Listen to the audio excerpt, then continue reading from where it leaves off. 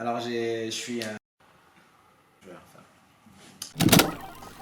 Alors je m'appelle David Larose, j'ai 36 ans, j'ai été judoka, j'ai eu la chance de participer aux Jeux Olympiques de Londres en 2012. Mais avant ça, je suis un petit garçon issu de la DAS.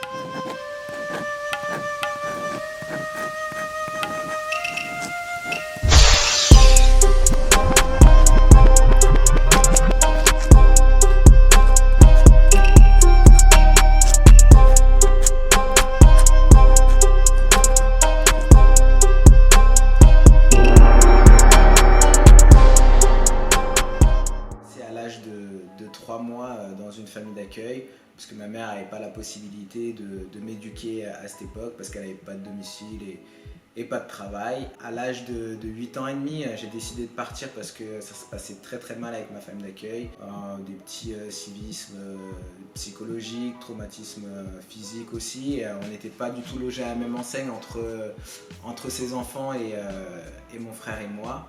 Donc j'ai dit que je ne retournerais pas là-bas, donc j'ai été placé pendant 1 an chez ma grand-mère et après j'ai été placé dans un foyer dans le 91, là où j'ai pu découvrir tout plein de choses grâce à ce foyer et je les en remercie encore, notamment le judo et c'est là-bas que j'ai fait mes premiers pas, j'ai appris à faire du vélo, j'ai appris à skier, j'ai appris à avoir des copains, j'ai appris plein de choses, j'ai appris à lire aussi parce qu'à 9 ans et demi je savais toujours pas lire. Et c'était vraiment le début d'une nouvelle vie en rentrant dans ce foyer. Et à partir du moment où j'ai commencé le judo, c'était pour moi un véritable échappatoire de pouvoir côtoyer déjà d'autres personnes qui n'étaient pas forcément du foyer, qui n'étaient pas placées à la DAS. Et c'était pour moi une façon de m'insérer dans la vie avec des amis et d'être reconnu un peu socialement.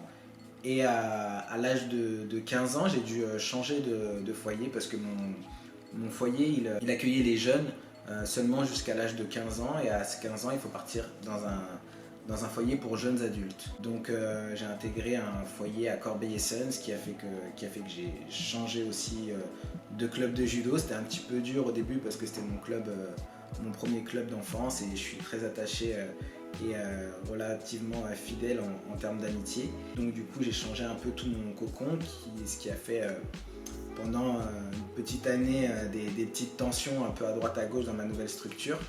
Et avec ce nouveau club de judo, j'ai appris à me refaire des nouveaux amis. Et c'est ici que j'ai rencontré aussi ma femme d'aujourd'hui, parce que ça fait maintenant bientôt 21 ans qu'on est ensemble. Et à l'âge de 16 ans, je suis rentré en sport-études. Donc je suis rentré au sport-études au Pôle France de Brétigny grâce à mes performances de judo, pas scolaire.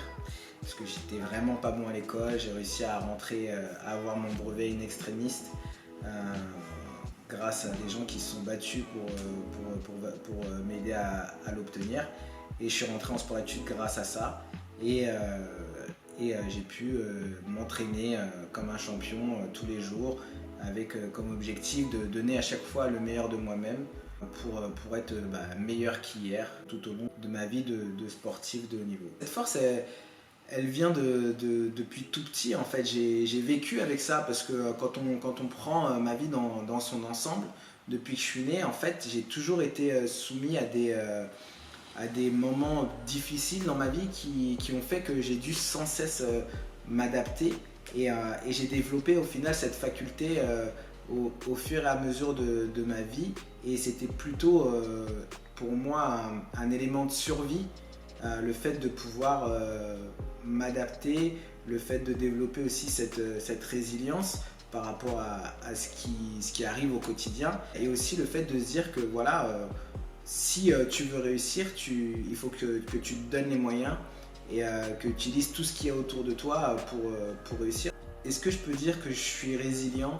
Alors, je ne sais pas si je peux le dire moi, je ne sais pas si j'arrive à m'approprier vraiment cette formulation de phrase. En tout cas, c'est quelque chose qui revient souvent et souvent on me dit que je suis une personne de résiliente et que c'est bien de voir des personnes qui ont cette résilience et qui avancent sans cesse et qui ne se morfondent pas.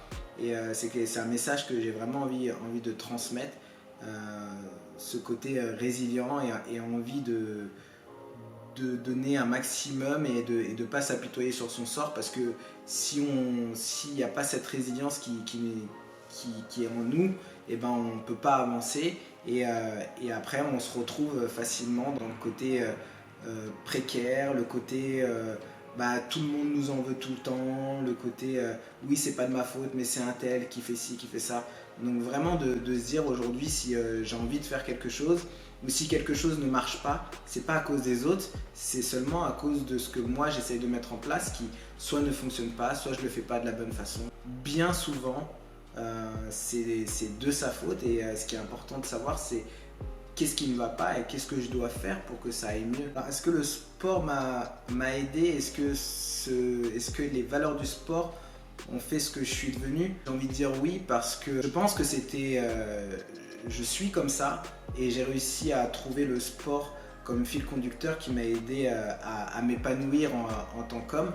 Mais j'ai toujours fonctionné avec des challenges. Ma vie sans objectif, en fait, je m'ennuie pour être poli. Et au final, quand j'arrive pas à me fixer d'objectif, je trouve ma vie nulle, complètement nulle et inintéressante. Et ma femme m'engueule souvent en disant, en me faisant aussi revenir à la réalité, en disant voilà tout ce que j'ai fait, même s'il y a des moments, il n'y a pas forcément tout le temps des objectifs, que c'est pas grave en soi et que c'est un passage qui est un petit peu plat dans une vie, mais c'est pas la fin en soi. Et moi j'ai souvent tendance à remettre tout en question à ce moment-là parce que j'ai tout le temps besoin de challenge et que au final toute ma vie a été mouvementée par du challenge, par de l'adaptation, par de la remise en question. Même quand j'étais athlète, j'ai très rarement été dans un siège bien confortable. J'ai souvent été mis en concurrence, même s'il n'y avait pas besoin, mais les gens aimaient tout le temps me remettre en concurrence pour me mettre dos au mur et soi-disant m'aider à avancer, même si c'était pas forcément bien. Et du coup, j'ai toujours évolué là-dedans, et même aujourd'hui, en fait, quand j'ai une période de creux où j'ai pas d'objectif, et ben c'est compliqué pour moi d'avancer, et c'est aussi ce qui fait que j'ai arrêté la compétition parce que je m'étais fixé des objectifs. Et à un moment, moi je suis quelqu'un de très factuel et très objectif. Quand je me suis dit, voilà, aujourd'hui j'ai réussi à réaliser ça, j'ai pas réussi à réaliser d'avoir une médaille mondiale, d'avoir une médaille olympique. Aujourd'hui, je suis à un instant de ma vie où pour réussir à faire au moins aussi bien que ce que j'ai fait et avoir cette médaille mondiale ou ce titre européen ou cette médaille olympique, je dois repasser par ça. Est-ce que je suis capable de le faire? Non. Arrête quoi. Et t'inventes pas une vie parce que je vois tellement de gens, d'athlètes, des gens qui ont été brillants, qui ont été forts et qui vivent une descente aux enfers parce qu'ils sont persuadés, en tout cas ils essayent de se persuader qu'ils sont capables de renouveler l'effort et au final ils se mentent et c'est encore plus douloureux pour eux. Et moi je suis plus dans le sens où t'es pas capable de remettre les mêmes attentes en face. Et trouve autre chose qui essaye de te faire kiffer, qui essaie d'animer ta vie plutôt que te mettre dans un cercle vertueux, du coup pas vertueux, mais un cercle vicieux descendant et qui va t'atteindre psychologiquement et où la petite mort du sportif va être beaucoup plus douloureuse que si tu arrives à te fixer d'autres objectifs sur d'autres sphères. Si aujourd'hui je pouvais dire un petit mot à tous les gens qui nous regardent et un peu plus spécialement pour les jeunes enfants placés de la DAS, enfants, ados, jeunes adultes, bon aujourd'hui ça s'appelle l'ASE mais ils se reconnaîtront, c'est surtout il faut croire absolument en ses rêves mais pas que en ses rêves, il faut croire en soi, il faut croire en ses objectifs. Si demain vous avez une envie, c'est de faire ingénieur en informatique, d'être astronaute, d'être sportif, de réussir dans n'importe quelle discipline qui fait sens chez vous et qui vous donne envie de vous rebooster, de vous lever tous les matins, que ce soit à l'école, que ce soit un job, peu importe lequel que ce soit, il faut vraiment vous donner à 200%. Et moi je me suis vu me donner corps et âme dans le judo pendant des périodes où ça allait pas du tout au niveau du foyer, au niveau de mes parents. Ma mère elle était partie en Espagne, j'étais tout seul tous les week-ends. J'ai réussi à me remettre des objectifs Et j'allais quasiment tous les jours sur un tapis de judo, même quand j'avais pas besoin de m'entraîner, j'allais donner des cours à des plus jeunes.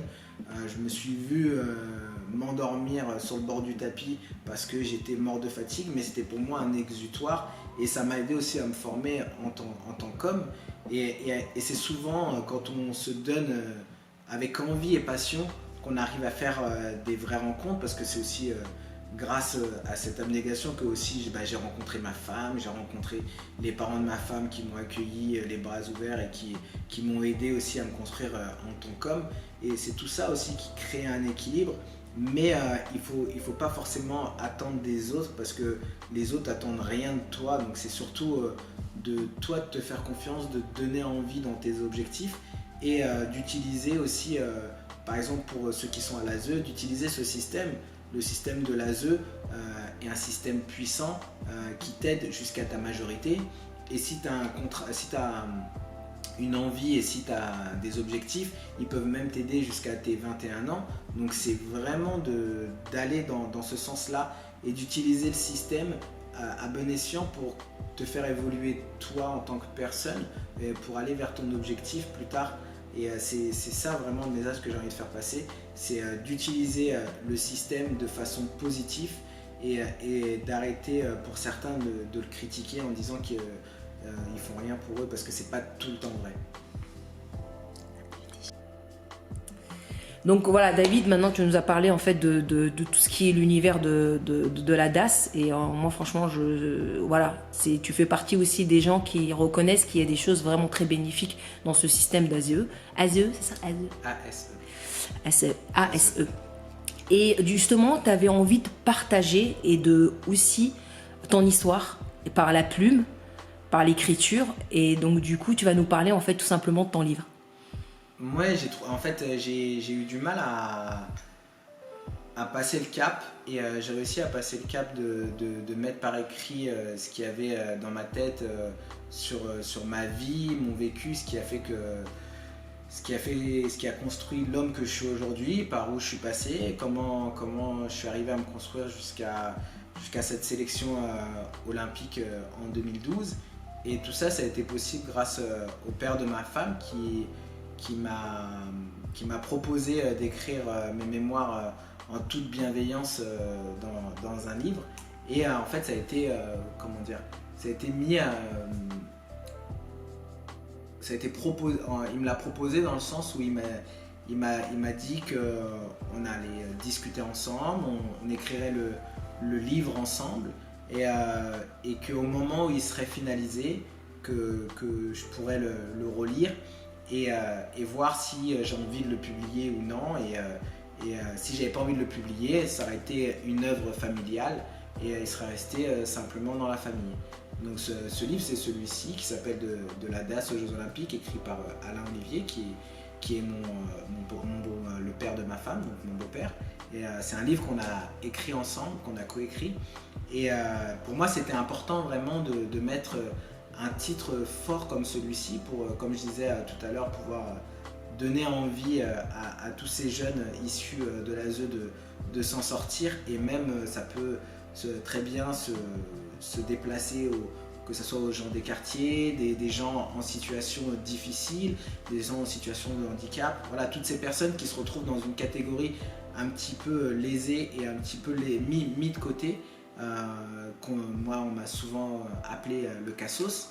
Voilà, de toutes ces personnes, de se dire non, en fait, on n'est pas seul, on peut s'en sortir. Et regardez, la preuve, il y a un petit jeune qui est parti de rien, qui était placé, qui s'en est sorti, qui a fait les Jeux Olympiques, qui a une super famille aujourd'hui. Je suis marié, j'ai 2 enfants, et c'est génial. Et c'est pour apporter un témoignage fort dans ce sens-là que j'ai réussi à mettre ces mots par écrit et à diffuser le message. Et j'espère qu'il y aura un maximum de gens qui le liront, parce que c'est important de pouvoir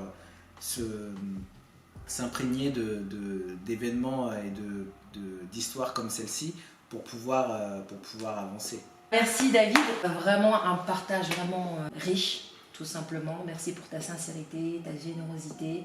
Et je pense que ce livre est pour moi. Je sais que tu aimes bien lire, alors je vais vraiment te le donner pour qu'il puisse être dans ta bibliothèque. Ça m'a fait vraiment plaisir à Asma de passer ce moment avec toi. C'était vraiment cool. Et voilà, j'espère que les gens vont pouvoir apprendre à mieux connaître le sport et le judo et un petit peu de moi-même aussi à travers cette interview. Merci David.